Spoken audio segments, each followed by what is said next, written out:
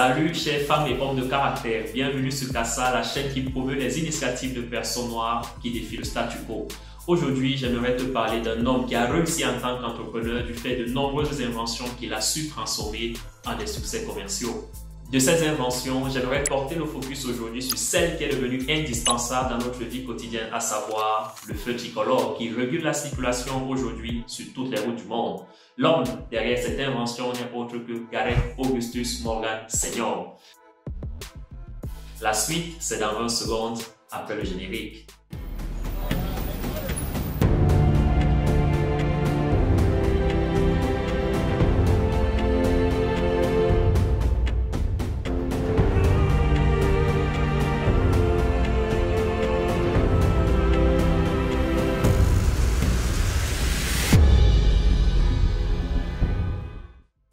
Né le 4 mars 1877 dans le Kentucky aux États-Unis, Gareth Augustus Morgan Sr. était le 7e parmi 11 enfants d'une famille de 2 esclaves affranchis.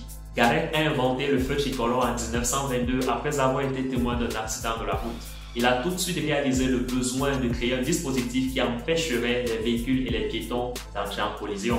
Le feu de signalisation de Gareth a été conçu pour être positionné à un coin de rue et signaler à la fois aux piétons et aux voitures s'ils pouvaient circuler ou s'arrêter.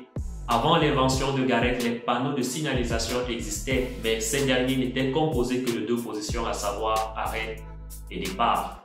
Il s'agissait de signaux à 2 positions à commande manuelle qui constituaient déjà néanmoins une amélioration par rapport aux intersections non contrôlées.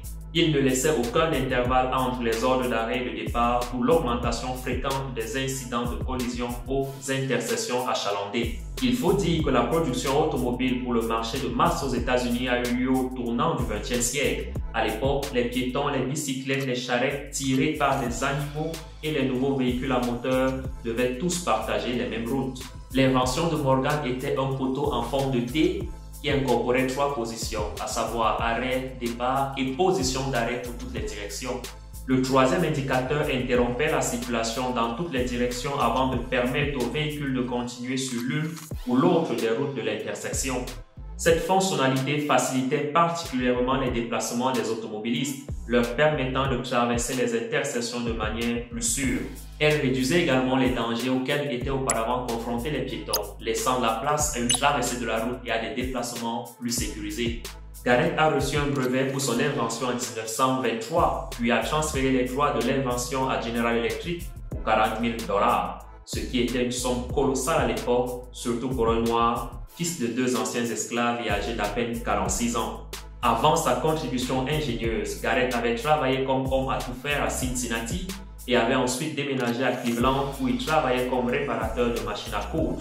Il a ouvert son propre atelier de réparation en 1907 et en 1909, il a ajouté un magasin de vêtements à son entreprise. Son entreprise a énormément prospéré de sorte qu'en 1920, il avait suffisamment d'argent pour démarrer un journal qu'il a nommé le Cleveland Call, entendez, l'appel de Cleveland, qui est devenu l'un des journaux noirs les plus importants du pays à cette époque. Il a également été le premier Afro-Américain à Cleveland à posséder une voiture à une époque où les rues étaient encombrées de toutes sortes d'automobiles, allant des calèches aux premières voitures en passant par les vélos, etc. En date d'aujourd'hui, Gareth peut être considéré comme l'ancêtre de la lumière jaune du feu tricolore. Grâce à sa contribution, le trafic est plus organisé, même s'il a encore évolué par rapport au stade auquel Gareth l'avait laissé. Il a cependant posé une base importante sur laquelle ont été construits des modèles d'intelligence artificielle sophistiqués pour améliorer le trafic dans différents pays. Des unités supplémentaires ont donc été fabriquées et installées dans d'autres zones considérées comme des carrefours routiers. Il convient de mentionner que Gareth est aussi l'inventeur du masque à gaz, invention qu'il a faite après avoir vu des pompiers souffrir de fumée suffocante dans l'exercice de leurs fonctions. Il a déposé un brevet sur l'appareil en 1912 et a fondé une société appelée National Safety Device Company en 1914 pour le commercialiser. Pour la vente, Gareth usait parfois d'une astuce consistant à embaucher un acteur blanc pour qu'il s'attribue le mérite de l'invention. De même, il organisait parfois des démonstrations déguisées en un prétendu indien de sang pur nommé Big Chief Mason, qui entrait dans une tente pleine de fumée et de feu nocifs. Avec son masque, il y restait une vingtaine de minutes avant d'en ressortir indemne.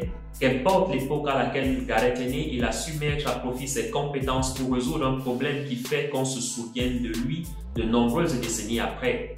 La détermination, la concentration et le travail acharné sont des traits à imiter par la jeune génération que nous apprenons de la vie et des inventions de Gareth Morgan.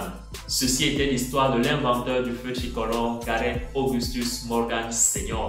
Alors, si tu as aimé cette vidéo, tu sais ce qu'il te reste à faire. Dans un premier temps, tu t'abonnes à la page YouTube CASA. Dans un second temps, tu partages la vidéo. Non seulement c'est utile, et ça fait plaisir. Cela permet à YouTube de savoir que cette vidéo t'a plu et qu'elle peut également plaire à plusieurs autres personnes. Également, tu peux me laisser un commentaire pour me dire ce que cette histoire t'inspire. Dans le même temps, tu peux te rendre sur le site internet www.casa.com et là-bas, tu vas trouver une pléthore d'histoires aussi fascinantes que celles que je viens de te présenter. D'ici là, je n'ai qu'à te souhaiter qu'une seule chose, c'est de défier toi également le statu quo. Et d'ici là, ciao!